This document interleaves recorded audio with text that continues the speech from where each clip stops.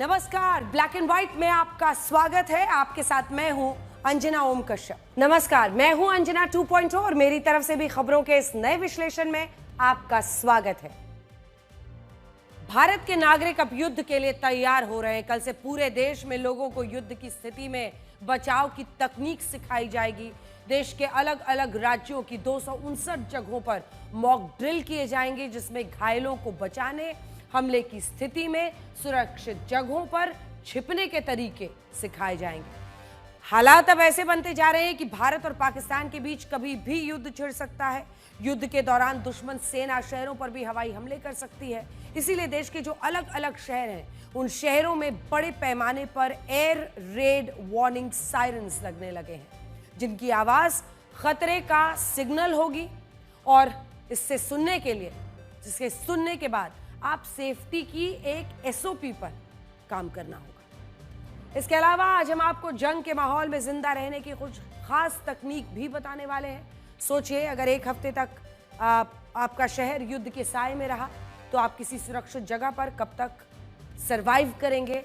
इसके लिए आपके पास एक सर्वाइवल किट होनी चाहिए। इसे आप इमरजेंसी किट भी कह सकते हैं। ये ऐसा बैग होगा जिसमें आपके ज़रूरत की चीज़ें होंगी, मतलब जिसके बिना जीना मुश्किल है। ये तमाम ज़रूरत के सामान क्या होंगे हम बताएंगे। इसे आप खतरे का सायरन बजने पर तुरंत अपने साथ ले जा सकेंगे। आज हम आपको बताएंगे कि आपकी जो पर्सनल सर्वाइवल किट है, उसमें क्या क्या चीज़ें होनी चाहिए, ताकि आप बुरी से बुरी स्थिति में भी खुद को कई दिनों के लिए आप सुरक्षित रख सकें। तो आप आज ब्लैक एंड व्हाइट का हमारा ये स्पेशल सेगमेंट ज़रूर देखिएगा। और मेरी एआई वर्जन भी आज आपके लिए पाकिस्तान से ही जुड़ी एक खबर लेकर आई। अंजना, भारत अपने नागरिकों को युद्ध के खतरे से निपटना सिखा रहा है और पाकिस्तान में इसे देखकर भगदड़ मची है। भारत की युद्ध वाली मॉक ड्रिल देखकर पाकिस्तान के नेता और सैन्य अधिकारी दहशत में आ गए हैं, क्योंकि अब उन्हें यकीन हो गया है कि अगले कुछ दिनों में पाकिस्तान पर हमला होने वाला है। उनको सबसे ज्यादा डर भारत की ब्रह्मोस मिसाइल से है, और यही नहीं, पाकिस्तान पर एक खतरा बलूचिस्तान से भी आ रहा है। आज मैं उस खतरे के बारे में भी हमारे दर्शकों को बताऊंगी। आज ब्लैक एंड व्हाइट में सबसे पहले वो सवाल जिस पर इस वक्त पूरे देश में सबसे ज्यादा चर्चा हो रही है, और 300 जिलों में तो ये सवाल हाई प्रायोरिटी का है। सवाल ये है कि क्या पाकिस्तान के साथ भारत बहुत बड़ा युद्ध करने वाला है? अगर हां, तो फिर वो युद्ध कहां तक जाएगा, और अगर नहीं, तो फिर भारत युद्ध की संभावित स्थिति के लिए मॉक ड्रिल आखिर क्यों कर रहा है? तैयारियां शुरू हो गई हैं। सबसे पहले तस्वीरों के साथ शुरुआत करते हैं। मॉक ड्रिल की डेट वैसे तो कल ही है, यानी कि 7 मई की, लेकिन देश के कई शहरों में आज ही से मॉक ड्रिल दिखने को मिली। कम से कम उसकी रिहर्सल्स हो गई थी। सबसे पहले आपको इस मॉक ड्रिल की एक छोटी सी झलक दिखाते हैं, ताकि आप इस अभ्यास की इंटेंसिटी को, इसके जोर को समझ सकें। पहले आप जरा ये सायरन सुनिए, फिर आपको इसका मतलब बताते हैं।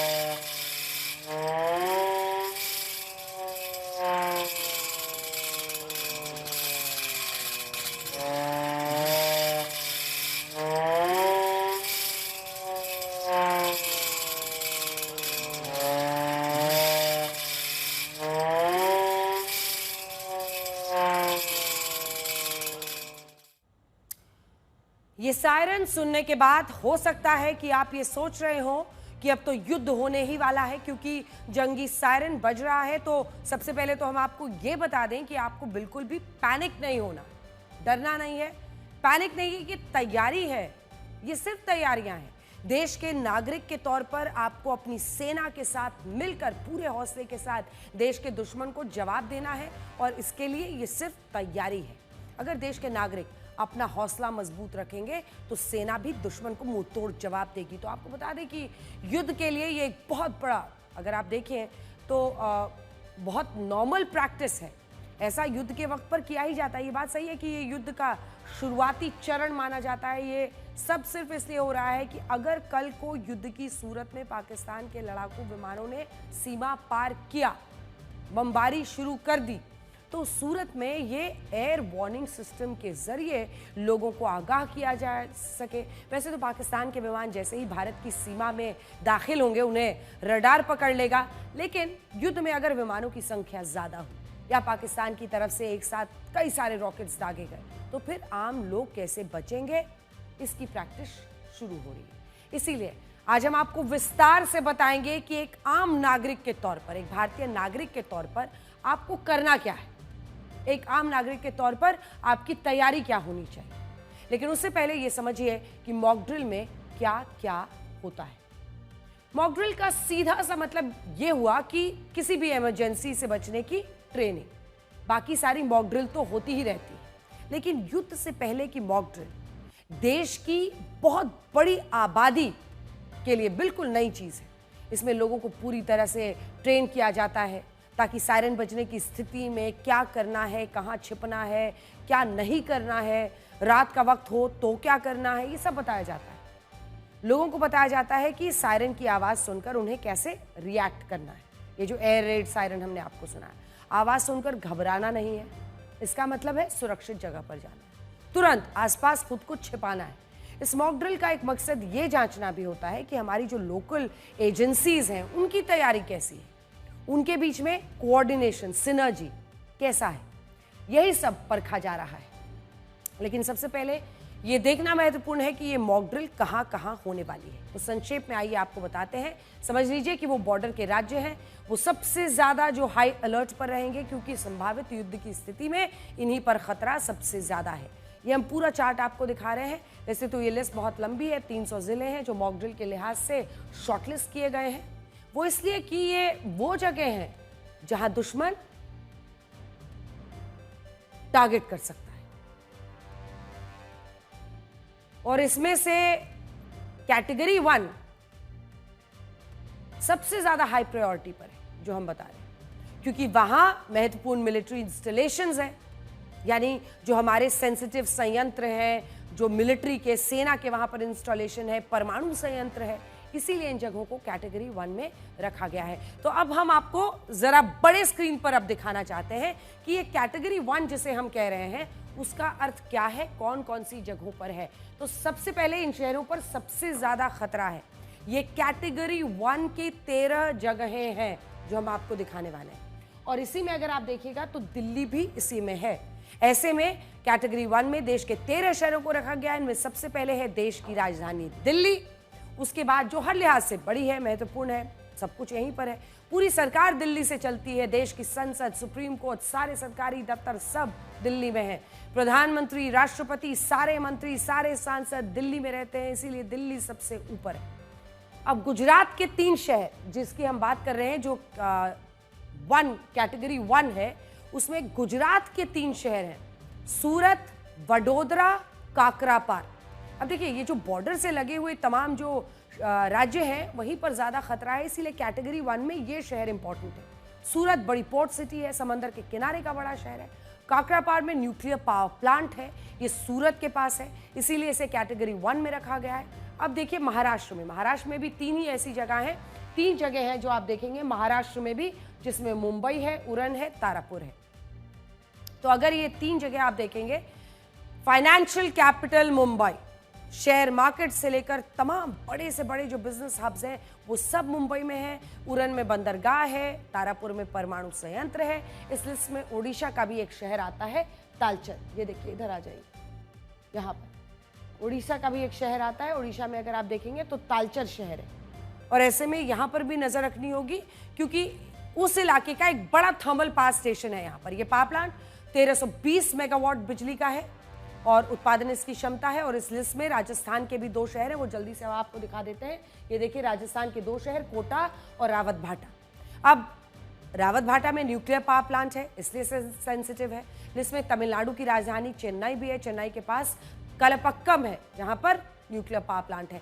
तो इन्हें हाई कैटेगरी में रखा गया, कैटेगरी 1 जोन में रखा गया। उत्तर प्रदेश के बुलंदशहर का जो नरौरा भी इस कैटेगरी 1 की लिस्ट में है, क्योंकि यहां भी न्यूक्लियर पावर प्लांट है। ये देखिए, बुलंदशहर और नरौरा न्यूक्लियर पावर प्लांट जहां जहां पर है, तो आप समझ रहे होंगे ये सब बहुत इंपॉर्टेंट जगह है।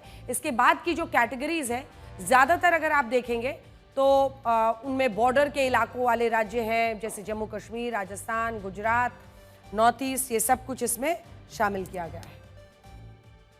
तो आइए अब आपको अपनी इस रिपोर्ट के जरिए समझाते हैं कि किन किन शहरों में जो प्रैक्टिस किया जा रहा है, मॉक ड्रिल किया जा रहा है, उसकी रिहर्सल्स की तैयारी आज दिन भर हुई, सब कुछ हुआ, इसका अर्थ क्या है, हम क्या कर रहे हैं, ये पूरी रिपोर्ट देखिए जरा।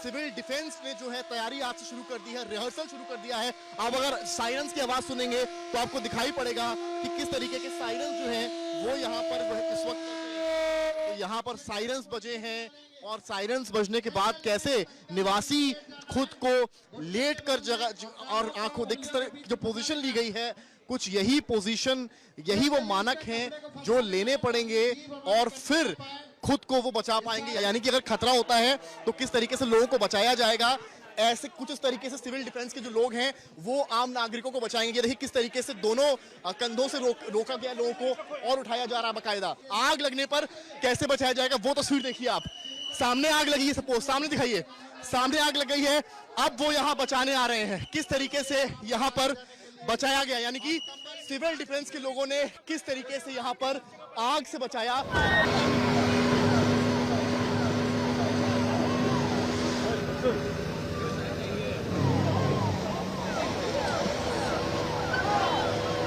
गृह मंत्रालय के आदेश के बाद हर जगह और उसके साथ साथ कश्मीर में भी जो सिविल डिफेंस और होम गार्ड्स की टीम है एक्टिवेट हो गई है। इस वक्त हम डल झील के किनारे हैं और अब जैसे आप देख सकते हैं ये स्टेट डिजास्टर रिस्पांस फोर्स की टीम्स हैं जो कि यहाँ पे मॉक ड्रिल कर रही हैं, अलग अलग सिचुएशंस सिमुलेट कर रही हैं, बना रही हैं, जिसमें ड्राउनिंग, जिसमें जो है बोट कैप्साइज और बाकी जो हो सकते हैं सिनेरियो जंग में, वो सारा जो है उनका आज मॉक ड्रिल करने की कोशिश कर रहे हैं। डल लेक कितना जल्दी कश्मीर में चीजें बदल सकती हैं। 15 दिन पहले यहाँ आपको सिर्फ शिकारे मिलते, टूरिस्ट खचाखच, और सैकड़ों तकरीबन 200-300 शिकारा जो है पूरे दिन डल लेक में घूम रहे होते थे, लेकिन आज कोई शिकारा नहीं। हालात कुछ इस तरीके से बदले हैं कि सिर्फ आपको सायरन मिलेंगे, एसडीआरएफ की टीम्स मिलेंगी और मॉक ड्रिल्स मिलेंगी।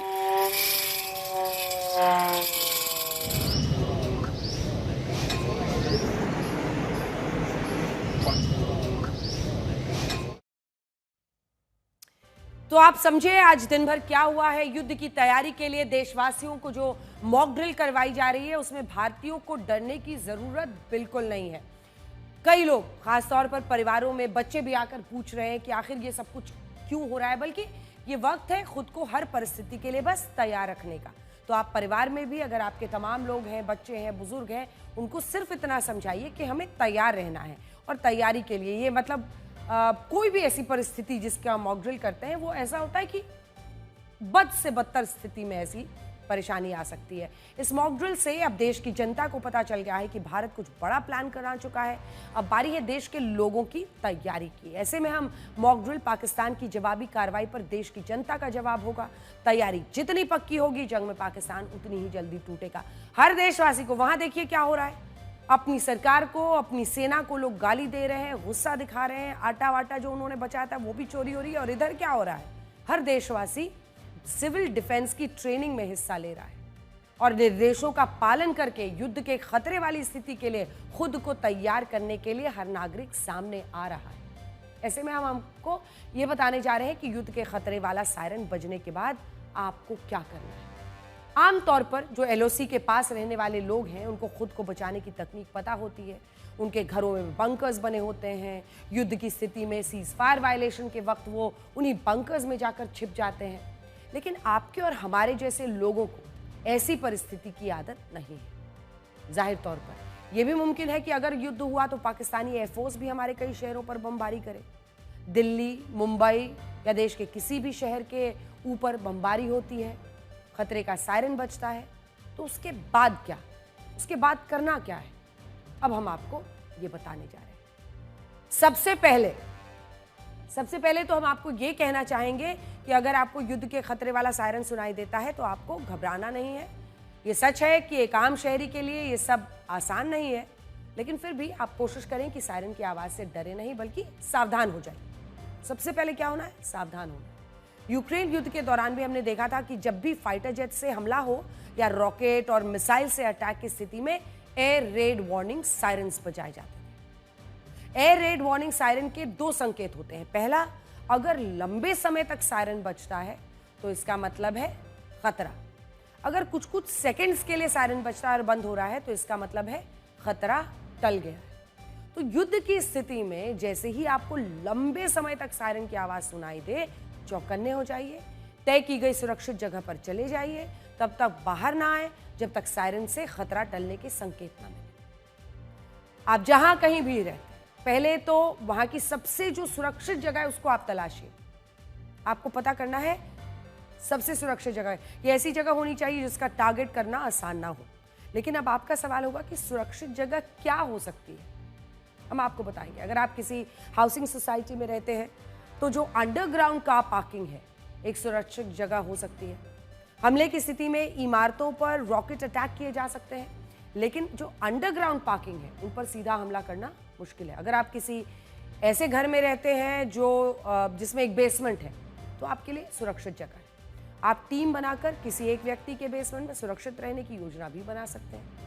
अगर आपके घर में बेसमेंट नहीं भी है पर आपके पड़ोसी ने बनाया तो आसपास के जितने लोग हैं उनको आप बेसमेंट में अपने साथ रख सकते हैं। अगर आपके घर के पास किसी सड़क के नीचे अंडरपास बना है तो ये भी सीधे हमले से बचने की सुरक्षित जगह हो सकती है। अगर आपके घर के पास किसी हाईवे पर टनल है तो ये भी सुरक्षित जगह है।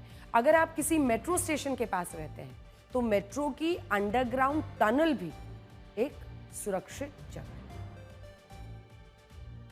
जब तनाव बढ़ता है तो दुश्मन की कोशिश होती है कि वो बड़े शहरों को निशाना बनाए, मिलिट्री एसेट्स को निशाना बनाए, इंफ्रास्ट्रक्चर को निशाना बनाए। और ऐसी स्थिति में शहरों के लोग क्या कर सकते हैं?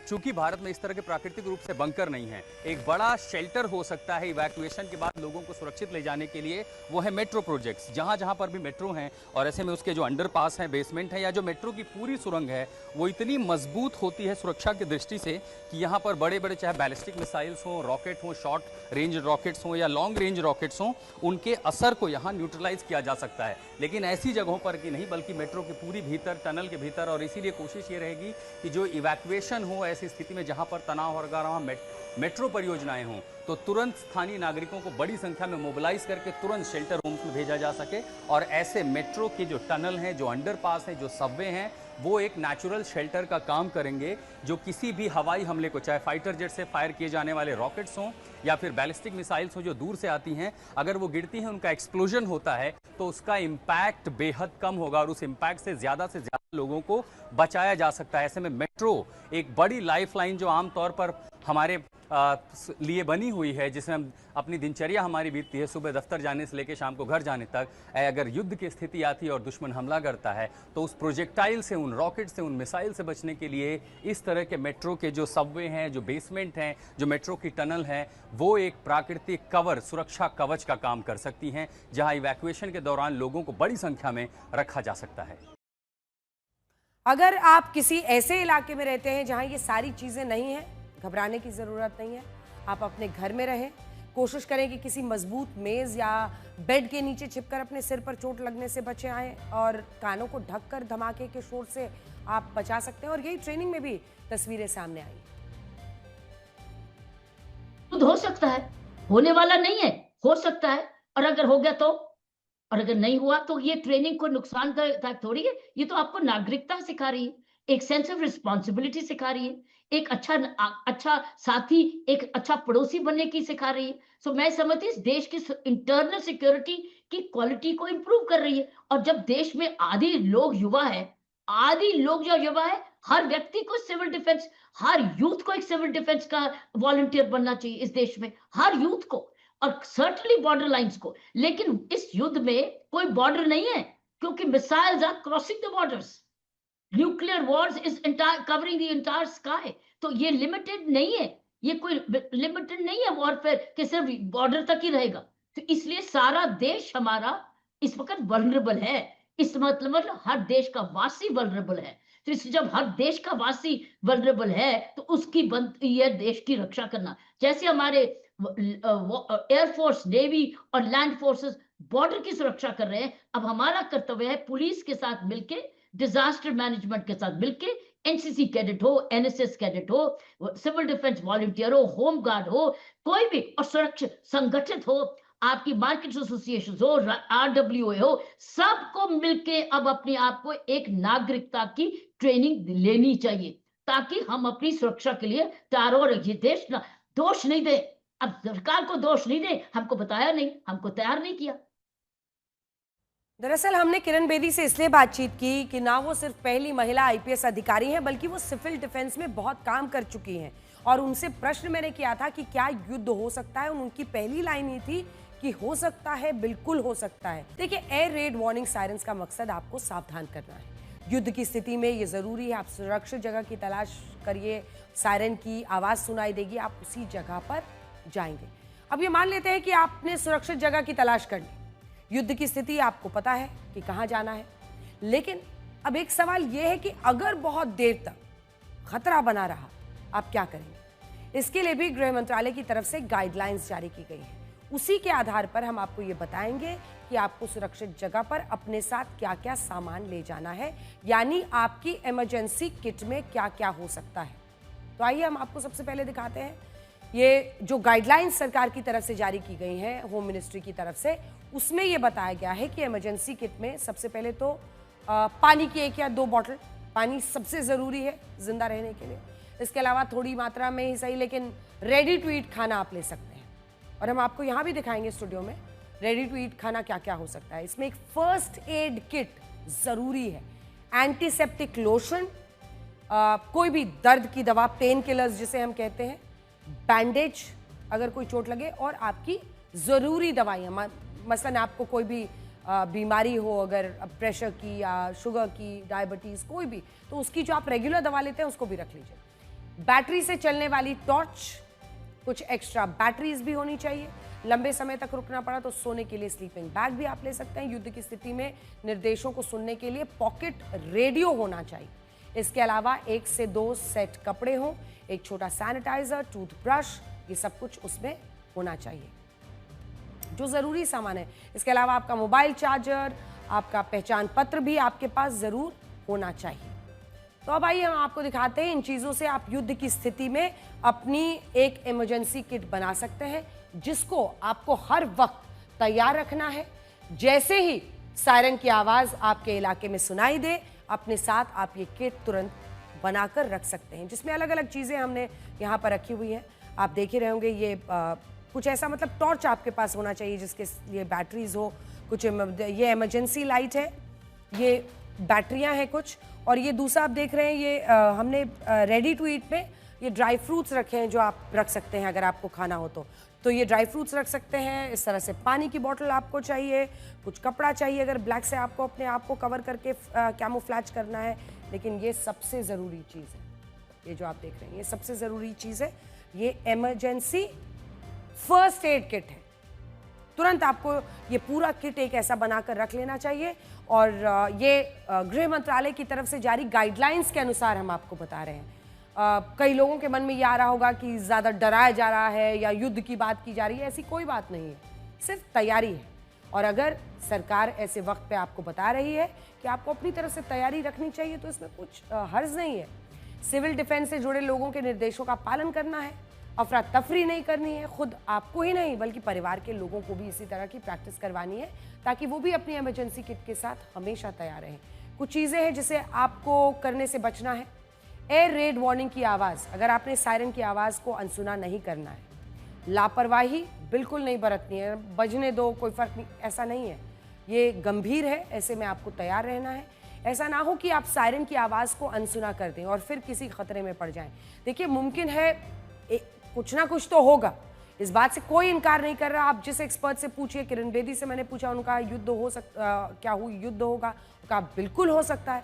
लेकिन अगर नहीं भी होता है, इस तैयारी में, इस सबक में, इस सीखने में कोई कमी नहीं रखनी चाहिए।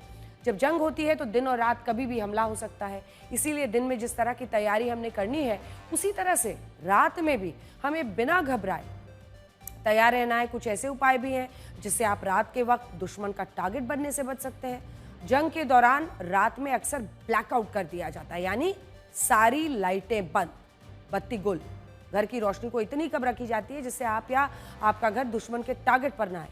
सरकार इसके लिए ब्लैकआउट वार्निंग जारी करती है, जिसके लिए आपको तैयार रहना चाहिए।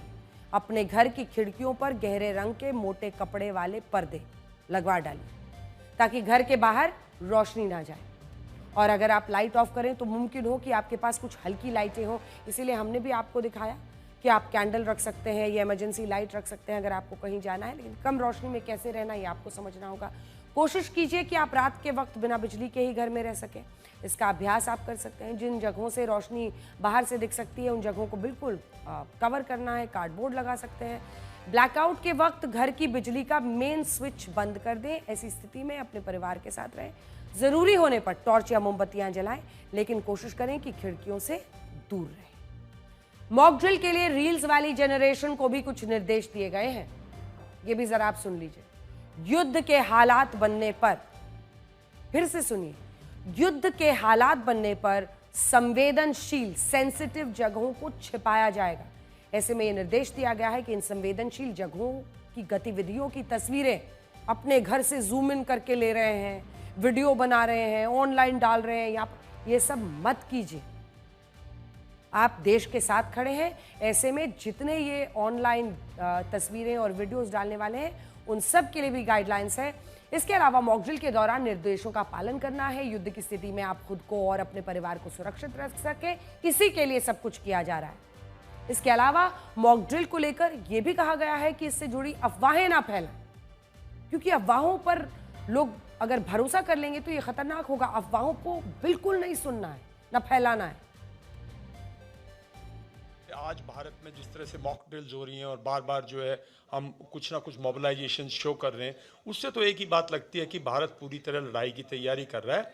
और अगर सीमा पर कोई भी किसी किस्म का विवाद होता है, छोटा मोटा कुछ भी होता है, तो वो अनिवार्य है। मैं समझता हूँ उसके बाद कोई रोकने वाला नहीं है और फिर वो शायद फुल फ्लेज्ड वॉर में ही कन्वर्ट होगा, क्योंकि इस बार भारत कोई ऐसा काम नहीं करेगा जो छोटा सा काम हो जिसमें मैसेजिंग भी दे, जिसमें हम बॉर्डर वायलेशन भी करें। ये इस टाइम बालाकोट से बहुत कुछ बड़ा होगा।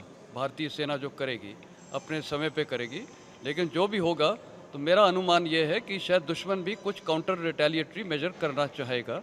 और ये एक लोगों को एक जागरूक करना है, एक अवेयरनेस देनी है कि अगर दुश्मन का कोई भी छोटा मोटा हमला गलती से यहाँ हो जाता है तो आपको किस प्रकार की ड्रिल लेनी है। तो ये लोगों को ना डराने की वो संतुष्टि उसकी वजह से किया हुआ है, ये लोगों को एक अवेयरनेस किया है, बेसिक एक ये ड्रिल है। ये कुछ मेजर्स सिविल डिफेंस के या सिविल प्रोटेक्शन के तहत लिए जाते हैं ताकि सिविलियंस का कम से कम हनन हो, उनका बचाव हो, उनकी प्रताड़ना कम हो। इसका मतलब ये है। तो जब ये एक्सरसाइज कराई जाएगी और सारी कंट्रीज ने जिन्होंने जिनेवा कन्वेंशन साइन किया है उन्होंने सिविल डिफेंस को भी अब तो ट्रेन करने का पूरा बीड़ा उठाया है। ये रेटिफाइड है पार्लियामेंट में। देखिए, युद्ध के हालात में ट्रेनिंग तो जो स्कूल जाने वाले बच्चे हैं उन स्कूली बच्चों की भी होनी है, क्योंकि पाकिस्तान एक ऐसा मुल्क है जो स्कूल पर भी हमला कर सकता है। वैसे युद्ध में इसे वॉर क्राइम माना जाता है, सबसे बड़ा अजीम गुनाह। लेकिन पाकिस्तान को कोई फर्क पड़ता कहाँ इन चीज़ों से, इसीलिए स्कूली बच्चों के लिए भी मॉक ड्रिल ज़रूरी है और वही किया गया है। स्कूली बच्चों को ये सिखाया जाएगा कि इमरजेंसी में उन्हें क्या करना है, कैसे रिस्पॉन्स करना है। स्कूल में या घर में कोई सुरक्षित जगह तलाशनी है पहले। इसके अलावा स्कूली बच्चों को फर्स्ट एड की टेक्निक सिखानी ज़रूरी है ताकि वो तैयार रहे। मॉक ड्रिल्स जगह जगह सिविल डिफेंस जो है एक्टिवेट हो चुका है। जैसे आप देख सकते हैं बच्चों को जो है ट्रेनिंग दी जा रही है, बच्चों को बताया जा रहा है कि कहां जब एयर सायरन होगा या कोई अटैक का सायरन होगा, ऐसी आवाज आएगी तो उनको क्या करना है, कहां की तरफ भागना है। ये एक बिल्कुल नई चीज है हर एक के लिए, तो समय लग रहा है। इसीलिए आज ही से कई स्कूलों की कोशिश है कि वो बच्चों तक जो है ये बात पहुंचाएं और उनको समझाएं कि ये खतरा कितना बड़ा है और ये ड्रिल को क्यों काफी जो है सीरियसली लेना है। जैसे आप देख सकते हैं स्टाफ भी जो है, हम अंदर की तरफ जाएंगे, स्टाफ भी जो है वो कोशिश कर रहा है कि बच्चों को जो है इसकी सीरियसनेस का दिखाएं। और ये जो क्लासेस में बच्चे जा रहे हैं और इनको बताया गया कि ऐसे में बेंचेस के नीचे छुप सकते हैं, या जो ढाल है, ढाल जो भी कोई ऐसी चीज है जहां वो नीचे अपने आप को सुरक्षित कर सकते हैं, वैसे सुरक्षित किया जाए। और इसकी सीरियसनेस को समझाने के लिए ये ड्रिल कितनी इंपॉर्टेंट है। और कल को अगर ऐसी सिचुएशन बनती है जहां जंग का खतरा होगा, जहां एरियल बम्बार्डमेंट हो सकती है, मिसाइल अटैक हो सकता है, किसी भी किस्म का खतरा बन सकता है, तो उस वक्त कैसे रिएक्ट करना है। तो यही जो है MHA का मंशा है कि जितना ज्यादा ये ड्रिल्स हो, जितनी फैली हुई हो और जितना ज्यादा लोगों तक ये पहुंचे कि कैसे छोटे छोटे इंपॉर्टेंट स्टेप लेके वो जो जंग की सूरत में अपनी जान बचा सकते हैं। कल जो देश में मॉक ड्रिल होगी, इसकी चर्चा क्यों है? वो आखिरी बार 1971 के युद्ध से पहले हुई थी, इसीलिए देश अब 54 साल के बाद ये वाला माहौल देख रहा है। 1971 में भारत पाकिस्तान के बीच युद्ध से पहले ये मॉक ड्रिल हुई थी। ये जानना बहुत महत्वपूर्ण है कि तब हुआ क्या था। उस दौरान ये तो मार्च अप्रैल से ही लग रहा था कि दोनों देशों के बीच युद्ध होगा, लेकिन सेना ने सरकार से तैयारी का समय मांगा था और जब सेना तैयार हुई तो फिर नवंबर में आखिरी में पूरे देश में सिविल डिफेंस की पहले मॉक ड्रिल की गई। 3 दिसंबर 1971 को युद्ध शुरू हो गया। दिसंबर का महीना था, तारीख थी 3। इस लिहाज से ये सवाल उठ रहे हैं कि सरकार अगर मॉक ड्रिल करवा रही है तो कहीं युद्ध जल्दी ही तो नहीं शुरू होने वाले। उस दौरान मॉक ड्रिल में क्या क्या हुआ था हम आपको बताते हैं, और फिर वॉर के दौरान मॉक ड्रिल की प्रैक्टिस कितनी काम आई थी ये आपको बताएंगे। लेकिन उससे पहले मैं आपको एक तस्वीर जरा आज दिखाना चाहती हूँ। ये ताजमहल की तस्वीर है।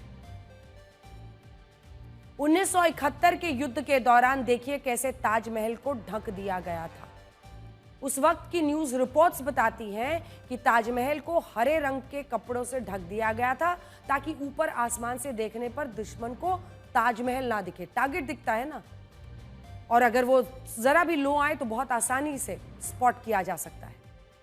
अगर हरे रंग के कपड़े से ढक दिया गया, ये सब कर दिया गया, तो उसे कोई जंगल का हिस्सा समझ लेगा।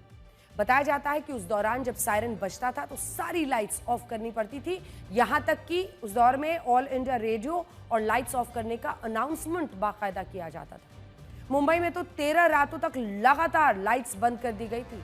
रात को खिड़कियों को काले कपड़े या फिर काले पेपर से कवर कर दिया गया था ताकि दुश्मन के जहाज अगर गुजरते हैं तो वो रोशनी देखकर कुछ अंदाजा ना लगा सके कि ये रिहायशी इलाका है, कौन सा हिस्सा है। जब एयर रेड सायरन बजता था तो लोगों को निर्देश थे कि उन्हें घरों के अंदर रहना है, फर्श पर लेटना है, अपने कान ढक देने हैं या नजदीकी शेल्टर्स खोजना है। बॉर्डर इलाकों में और बॉर्डर के शहरों में बहुत से शेल्टर्स बनाए गए थे, या मोहल्लों में ट्रेंचेस यानी कि बड़े बड़े जिसको आप कहते हैं गहरे गड्ढे जिनके अंदर जाकर आप छिप सकते हैं, खाइयां खोदी गई थी।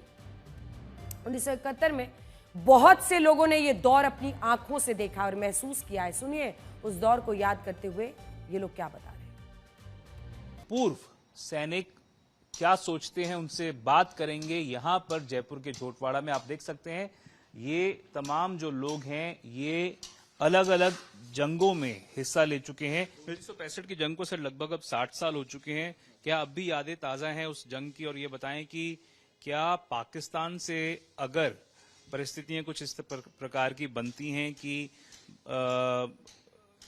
सबक सिखाने के लिए भारतीय सेना पूरी तरह से तैयार है, क्या आपको लगता है कि देश के नागरिक भी तैयार हैं पूरी तरह से, कोई भी अगर इवेंचुअलिटी हो उससे निपटने के लिए?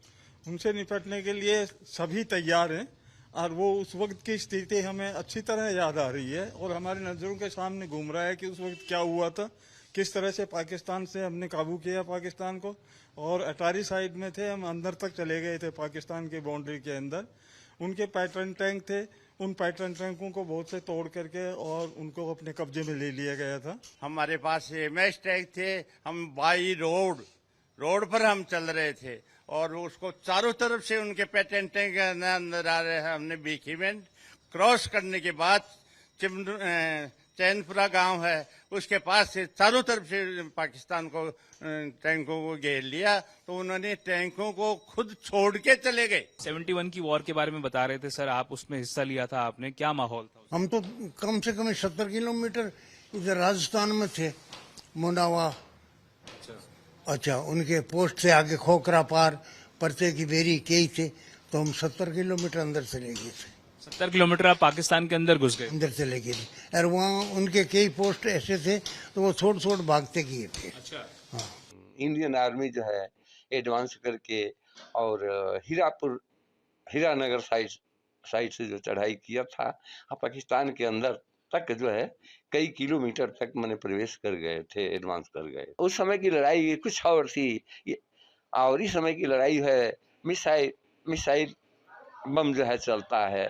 अब दर पर बैठे बैठे यहाँ से फायर गोला फेंक देना है, अपना जहाँ चाहेगा आदमी तहाँ जो है। और हालांकि उस समय भी भारत सरकार बहुत तैयारी में था, इस समय भी बहुत तैयार है, भारत सरकार बहुत ताकतवर है। तो तब के जो सैनिकों के अनुभव है आपने सुने, तब की तैयारियां अलग थी, तब के हमले का अंदाज अलग था, इस बार तैयारियां अलग है। और ताजमहल को ढकने के पीछे ये वजह भी बताई जाती थी कि जो चांद की रोशनी है उसमें वो बहुत चमकता था सफ़ेद, इसीलिए उसको ढकना ज़रूरी था। ऐसे जो तमाम ऐसी चीज़ें हैं जिससे पहचान हो सकती है, ऐसी जगहें, ऐसी जो आप कह सकते हैं आइकॉनिक जगह हैं जिससे किसी भी शहर को पहचाना जा सकता है, वहाँ से फिर आगरा, दिल्ली सब कुछ लोकेट किया जा सकता है एक जगह को पहचानने के बाद। इसी वजह से ये सब कुछ किया गया था। तब की तैयारियां अलग थी, इस बार की तैयारियां अलग है, लेकिन तैयारी रखनी है। इजराइल का उदाहरण, अगर तैयारियां का जिक्र होता है, भारत के लिए भले ही ये सायरन और ब्लैकआउट नई चीजें हैं, लेकिन इजराइल जैसे देश को बहुत आदत है इसकी। इजराइल तो अपने दुश्मनों से घिरा हुआ है। सायरन की स्थिति में क्या होता है ये देखने के लिए हमने खास तौर पर आपके लिए इजराइल का एक वीडियो निकाला है। ये वीडियो आज से अगर आप देखिए तो करीब 7 महीने पहले का है, जब ईरान ने इजराइल पर हमला किया था। सबसे पहले आप ये वीडियो देखिए। देखा आपने, जैसे ही ईरान की तरफ से मिसाइल अटैक हुआ, तुरंत एयर रेड वार्निंग सिस्टम ने सायरन बजना शुरू हो गया। और एक बार सायरन बजाना शुरू कर दिया, उसके बाद इजराइल तो पूरी दुनिया में ऐसी एयर स्ट्राइक्स के खिलाफ, ऐसे एयर अटैक्स के खिलाफ पूरी तरह से तैयार माना जाता है। इजराइल के पास तो आयरन डोम नाम का एक एयर डिफेंस सिस्टम है जिसकी पूरी चर्चा विश्व में होती है, जो हवा में ही रॉकेट्स को मार गिराता है। लेकिन उसके सिविलियंस भी पूरी तरह से तैयार रहते हैं, और यही बस तैयारी हमें रखनी है। इजराइल में घरों या इमारतों में जो बॉम्ब शेल्टर्स हैं वो बनवाना मैंडेटरी है, आपको बनाना ही है।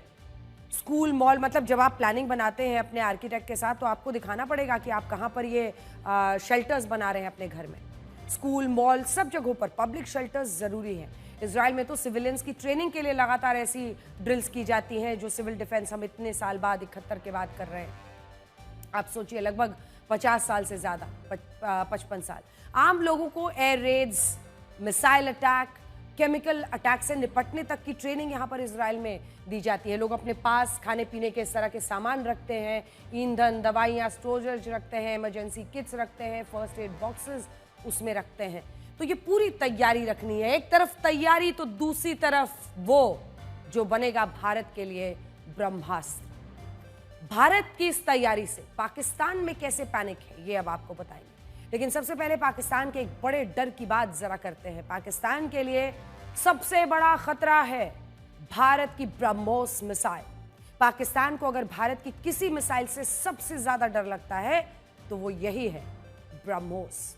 क्योंकि ब्रह्मोस एक सुपरसोनिक मिसाइल है जो इतनी तेजी से हमला करती है कि रडार फेल हो जाते हैं।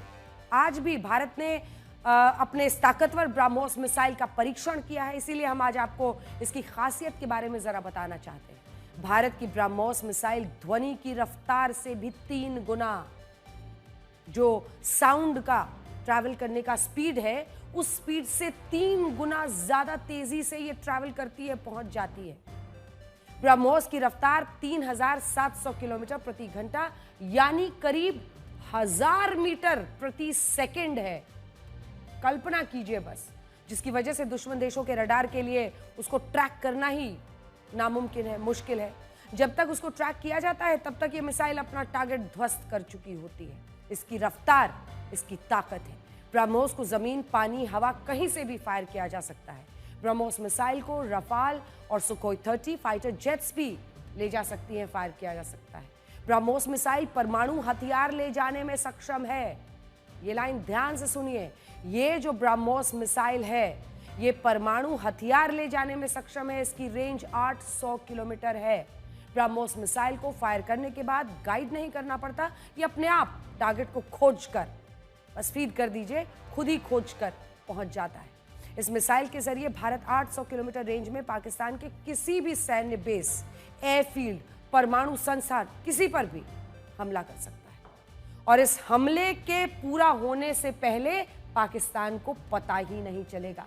जब बर्बादी हो जाएगी उसके बाद उसे समझ में आएगा ये तो ब्रह्मोस ने कर दिया। ब्रह्मोस से जुड़ी एक घटना है मार्च 2022 की, आप दिलचस्प है, आप भी सुनिए, जिसे पाकिस्तान बहुत परेशान हो गया था। भारत की ओर से दुर्घटनावश एक ब्रह्मोस मिसाइल चल गई थी जो पाकिस्तान के एयरबेस, जो एयर स्पेस है उनका, उससे करीब 3 मिनट 46 सेकंड तक रही, लेकिन पाकिस्तान का कोई भी रडार सिस्टम ट्रैक नहीं कर पाया। इस दुर्घटना के बाद भारत में कुछ अधिकारियों पर एक्शन भी लिया गया था, लेकिन पाकिस्तान का आरोप था कि भारत ने ब्रह्मोस का टेस्ट फायर करके पाकिस्तान के सैन्य रडार की परीक्षा ली थी, जिसमें पाकिस्तान फेल हो गया। तब से वो अपनी पूरी ताकत झोंक रहा है, लेकिन अभी तक मिली जानकारी के मुताबिक ब्रह्मोस को गिराने का, कोई भी पकड़ने का रडार उसके पास नहीं है। अब आप समझ सकते हैं कि पाकिस्तान ब्रह्मोस से इतना क्यों डरता है। ब्रह्मोस मिसाइल को भारत और रशिया ने मिलकर डेवलप किया। इसका नाम भी भारत और रशिया की 2 नदियों के नाम पर रखा गया है। भारत की ब्रह्मपुत्र से ब्रह्म और रशिया की मॉस्कवा नदी से मोस, दोनों को मिलाकर ब्रह्मोस। इस मिसाइल की खासियत देखते हुए कई देश इसे खरीदने की इच्छा जाहिर कर चुके हैं। फिलीपींस तो पहले ही कुछ ब्रह्मोस मिसाइलें भारत से खरीद चुका है। इसके अलावा यूएई, आप सोचिए, ऐसे तमाम मुल्क जो कि काफी विकास की राह पर आगे हैं, यूएई, यूनाइटेड अरब अमीरात, सऊदी अरब, मिस्र, ये सभी तो ओआईसी देश हैं, organization of for Islamic cooperation वाले देश। ये सब भी ब्रह्मोस खरीद रहे हैं भारत से, और वियतनाम भी ब्रह्मोस मिसाइल खरीदने की इच्छा जता चुके हैं। अगर भारत और पाकिस्तान की सबसे ताकतवर मिसाइलों की तुलना करें तो भारत पाकिस्तान के मुकाबले कहीं ज्यादा ताकतवर मिसाइलों से लैस है। ब्रह्मोस के अलावा भी हमारे पास कई ऐसी मिसाइलें हैं जो पाकिस्तान के लिए मुसीबत बन सकती हैं। आज हम दोनों देशों की मिसाइलों की रेंज पर बात करेंगे, आने वाले देशों के किसी भी शहर को ध्वस्त कर सकती हैं। तो आइए आपको दिखाते हैं भारत के पास सबसे ताकतवर मिसाइल जो है वो हम आपको दिखाना चाहते हैं सबसे पहले। और ये हम आपको फिर एक बार बड़ी स्क्रीन पर जरा लिए चलेंगे, क्योंकि हम आपको अब इस बड़ी स्क्रीन पर अपने आईपैड के जरिए कुछ दिखाना चाहते हैं। सबसे पहले हम आपको दिखा रहे हैं भारत की मिसाइल पावर। ये जो ऊपर में है, थोड़ा सा और आपको शिफ्ट करना पड़ेगा क्योंकि वहां पर आपका लोगो जा रहा है ब्लैक एंड व्हाइट का। ये भारत की मिसाइल पावर है जो हम आपको सबसे पहले दिखा रहे हैं। अब ये देख लीजिए, भारत पाकिस्तान। सबसे पहले अगर आप देखिएगा जो मिसाइल पावर है भारत की, अग्नि-P। सबसे पहले ये वाला देखिए, ये हम आपको दिखाते हैं अग्नि-P। इसको जब आप देखेंगे ऐसा गोला करके, तो ये जो पहली लाइन आपको दिख रही है, कौन सी? ये वाली, ये जो फर्स्ट लाइन है अंदर में, ये आप, मैंने मार्क किया आपके लिए पहली लाइन। और ये है अग्नि-P जो कि 2000 किलोमीटर तक जा सकती है। अग्नि-5 उसके बाद है जो 5000 किलोमीटर दूर तक टारगेट पर हमला कर सकती है। ये देखिए अग्नि-5 हम आपको दिखा रहे हैं लास्ट में। इसके बीच में अग्नि-2 है जो कि ग्रेटर देन, यानी 2000 किलोमीटर से ज्यादा। ये मैंने सर्कल कर दिया आपके लिए, ये आप देख रहे हैं 2000 किलोमीटर से ज्यादा है। और उसके बाद अग्नि-3 है जो कि 3200 किलोमीटर ज्यादा तक जा सकती है, से ज्यादा। और फिर लास्ट में 5000 किलोमीटर। अब आपको कुछ बताएं, पाकिस्तान तो छोड़िए, छोड़ दीजिए पाकिस्तान को, देखिए कौन कौन से देश इसके जद में आ रहे हैं। मैंने अंडरलाइन कर दिया आपके लिए। ये है ईरान, रुकिए जरा, उसके नाम पर हो गया, ये थोड़ा सा नीचे करते हैं। ईरान, ऊपर कजाकिस्तान, एक और नाम लेना बहुत अच्छा है जिसका तुर्की, यमन, ईरान, इराक, चीन सब इसके जद में आ सकते हैं। पाकिस्तान तो खैर हमारी आतंकी पड़ोसी है। इसी तरह से अगर आप देखें तो हमारी जो अग्नि 3 मिसाइल की रेंज है वो ईरान, पाकिस्तान, चीन, ओमान, बांग्लादेश, आसपास के 3200 किलोमीटर रेंज में जितने देश आते हैं सब पर हमला कर सकती है।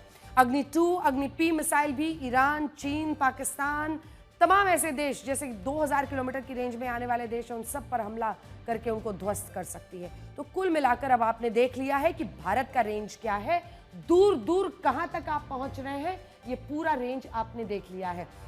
इसके बाद हम आपको दिखाने वाले हैं कि पाकिस्तान का रेंज क्या है, उसके पास जो मिसाइलें हैं वो कहां तक पहुंच सकता है। तो अब हम आपको पाकिस्तान का रेंज दिखाने वाले हैं। देखिए, ये आ गई पाकिस्तान की मिसाइल पार जो आप देख रहे हैं ऊपर में। अब इसमें आप देख लीजिए, इसमें हम आपको दिखा रहे हैं शाहीन, सब 2000 किलोमीटर। सबसे जो उनका सबसे बड़ा वाला मामला चलता है वो 750 वाला चलता है। ये देखिए नीचे, ये है उनका मामला, छोटा वाला। और सबसे ऊपर जो पहुंचता है वो क्या है, ये वाला मैंने अंडरलाइन कर दिया आपके लिए, 2000 शाहीन 2। और बाकी बीच में ये 900 और 1250 वाले हैं। तो अगर आप देखें, मिसाइल शाहीन 2 है जिसकी रेंज 2000 किलोमीटर है, सबसे बड़ी वाली जो है। इसके बाद गौरी मिसाइल है, 1250 किलोमीटर तक हमला कर सकती है। इसके अलावा 750 और 900 किलोमीटर रेंज वाली शाहीन 1 मिसाइलें हैं। तो ये पाकिस्तान क्या कर सकता है ये हमने आपको दिखा दिया। यानी अगर देखा जाए तो मिसाइलों की रेंज के मामले में भारत पाकिस्तान के अलावा उसके दोस्तों पर ही हमला कर सकता है। ऐसे तमाम देश जो धर्म के नाम पर एक गोलबंदी करने की कोशिश करते हैं, हमने दिखा दिया। इससे पहले हम ब्लैक एंड व्हाइट में आपको लगातार दिखा रहे हैं परमाणु परमाणु परमाणु हथियार, बार बार कहता है ना, लेकिन परमाणु हथियार में भी हमारी ताकत क्या है और वो कितने फिसड्डी है। मतलब आम भाषा में इसको कहिए तो फुस वाली स्थिति है। यहाँ पर भी वही हाल है, 750 से शुरू करते हैं। हालांकि कोशिश पूरी है उनकी कि ब्रह्मोस के लिए हम एक रडार सिस्टम बनाए जो उसे डिटेक्ट कर ले, हम ज़्यादा क्षमता वाली जो अपनी मिसाइलें हैं वो करें, लेकिन कहाँ पहुँचे हैं इतने सालों में वो। कुछ दिन पहले हमने आपको लाहौर में दिखाया था हाफिज सईद का सेफ हाउस। हाफिज को सेफ हाउस में इसलिए रखा गया है ताकि भारतीय सेना उस पर हमला ना कर सके।